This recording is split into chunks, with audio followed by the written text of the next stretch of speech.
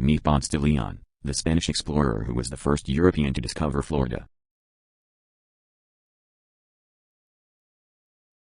He traveled here with his friend Juan Garrido on the ships called Santa Maria and San Cristobal. They landed near what is now St. Augustine in the year 1513. They quickly discovered Florida had a lot to offer Spain. So they got back in their ships, went to tell King Ferdinand the good news. Ponce de Leon shared with King Ferdinand and Queen Isabella what he found on his travels. Once the king heard about the great opportunities in Florida, he sent other explorers to claim the land. Explorers like Hernando de Soto and Panfilo de Narvaez began claiming new land for Spain on the west side of Florida. They began trading with the Native Americans, and at times fighting with them too. Later, in the year 1565, the new king of Spain, Philip II, sent a guy by the name of Pedro Menendez de Avilés to start Spain's official first colony at St. Augustine. Pedro Menendez de Avilés took a ship to St. Augustine. Once he landed, he built a fort made of wood, sent his soldiers north to attack the fort the French built. They were successful and destroyed the French post near what is now Jacksonville. However, in 1586, the British attacked the fort at St. Augustine and destroyed it.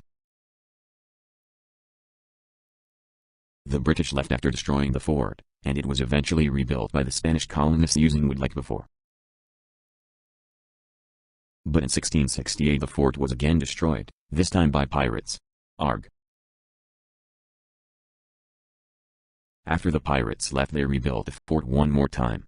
But this time, instead of wood, they used coquina to make the fort much stronger.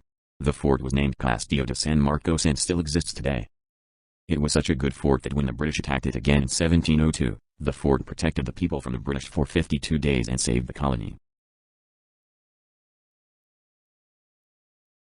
In 1763, the British did finally take over the fort, and held St. Augustine for 20 years.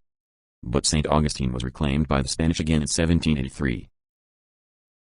Until Florida, along with St. Augustine, was finally turned over to the United States in 1821.